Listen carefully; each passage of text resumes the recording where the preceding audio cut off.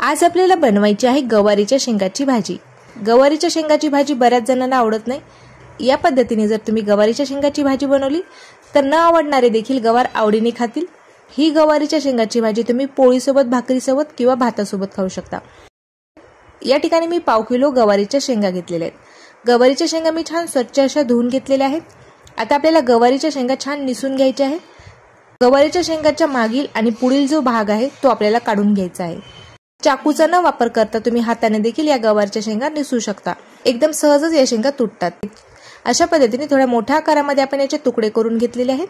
सर्व गवार आपण या ठिकाणी निसून घेतलेले आहे। भाजीसाठी आपल्याला या ठिकाणी एक वाटण तयार करायचं आहे। त्यासाठी मी या ठिकाणी मिक्सरचा एक जार घेतलेला आहे। मी घेतलेला आहे 2 ते 3 लसणाच्या पाकळ्या, 2 ते 3 अद्रकचे छोटे छोटे तुकडे, 2 ते 3 हिरव्या मिरच्या। आता आपण हे मिक्सरच्या जारमध्ये टाकून घेऊया। त्याचबरोबर नारळाचा किस टाकून घ्यायचे आपल्याला 2 चमचे। तुम्ही नारळाचे तुकडे देखील वापरू शकता। भरपूर अशी आपल्याला यामध्ये कोथिंबीर टाकून घ्यायची आहे।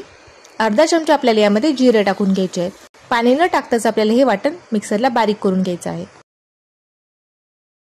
अशा पद्धतीने आपण पाणी न टाकता हे वाटण तयार करून घेतलेले आहे। पाण्याचा मी यामध्ये अजिबात वापर केलेला नाहीये। भाजीसाठी आपलं कोथिंबीरचं जे वाटण आहे ते तयार झालेलं आहे। या वाटणामुळे आपल्या भाजीला खूप मस्त अशी चव येते।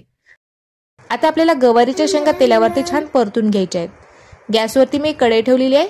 कढईमध्ये आता आपल्याला अर्धा चमचा तेल टाकून घ्यायचं आहे आणि आपण निसून घेतलेली जी गवार आहे ती आपल्याला तेलावरती टाकून 2 ते 3 मिनिटांसाठी याला छान परतून घ्यायचं आहे। त्यामुळे आपली गवार थोडीशी शिजल्या जाते आणि चव देखील चांगली लागते।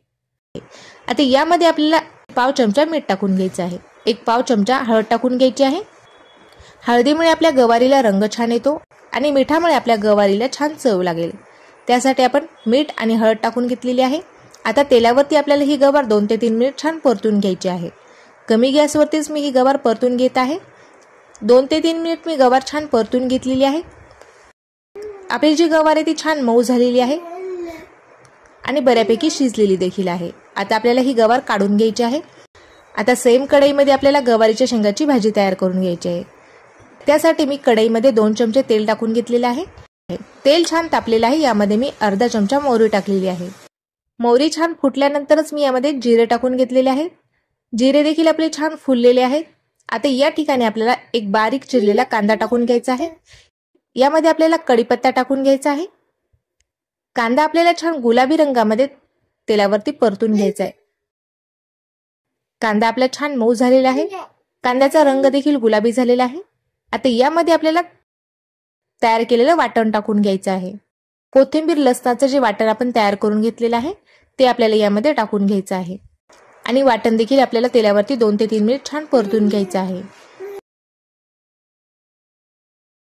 यामध्ये आपल्याला 1 चमचा कांदा लसण मसाला टाकून घ्यायचा आहे। तुम्ही तुमच्या आवडीनुसार घरामधील कुठलाही साठवणीचा मसाला टाकू शकता। त्याचबरोबर अर्धा चमचा मी या ठिकाणी लाल तिखट टाकून घेतलेला आहे। पाव चमचा आपल्याला हळद टाकून घ्यायची आहे। अर्धा चमचा मी या ठिकाणी धने पावडर टाकलेला आहे। आता आपल्याला टाकलेले मसाले तेलामध्ये छान परतून घ्यायचे आहेत। परत एकदा आपल्याला मसाल्याला छान परतून घ्यायचा आहे। यामध्ये आपल्याला टमाटर टाकून घ्यायचा आहे। 1 टमाटर मी या ठिकाणी बारीक असं कट करून घेतलेलं आहे। ते टमाटर आपल्याला यामध्ये टाकायचं आहे।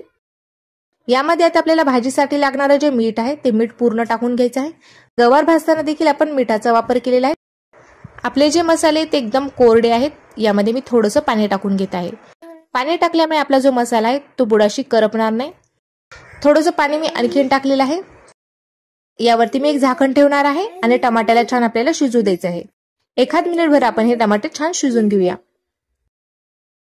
मसाल्याला छान तेलाची तरी आलेली आहे। आपला जो मसाला आहे तो एकदम छान तयार झालेला आहे। रंग देखील एकदम मस्त असा आलेला आहे आणि आपले जे टमाटे आहे ते देखील छान शिजलेलं आहे। टमाट्याला थोडंसं आपल्याला मॅश करून घ्यायचं। झाऱ्याच्या मदतीने मी टमाटर थोडंसं मॅश करून घेतलेलं आहे। खुशबू देखील एकदम छान येत आहे। आता यामध्ये आपल्याला तेलावरती परतून घेतलेली गवार टाकून घ्यायची आहे। आता भाजीमध्ये आपल्याला गरम पाणी टाकून घ्यायचं आहे। गरम पाणी टाकल्यामुळे भाजीवरती लगेचच तेलाची तरी येते आणि आपली जी कुकिंग प्रोसेस आहे ती देखील कंटिन्यू राहते। त्यासाठी आपण यामध्ये गरम पाण्याचा वापर केलेला आहे। गरम पाणी टाकून आपल्याला भाजीला छान मिक्स करून घ्यायचं आहे। मीठ आपण सुरुवातीला टाकलेलं आहे। आता आपल्याला मीठ टाकण्याची अजिबात गरज नाहीये। भाजीला मी छान मिक्स करून घेतलेले। यावरती आपल्याला एक झाकण ठेवून भाजीला छान शिजून घ्यायचं आहे।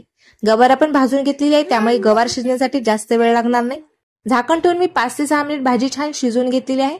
बघू शकता तुम्ही भाजीवरती मस्त अशी तेलाची तरी आलेली आहे आणि रंग देखील आपल्या भाजीला खूप मस्त असा आलेला आहे।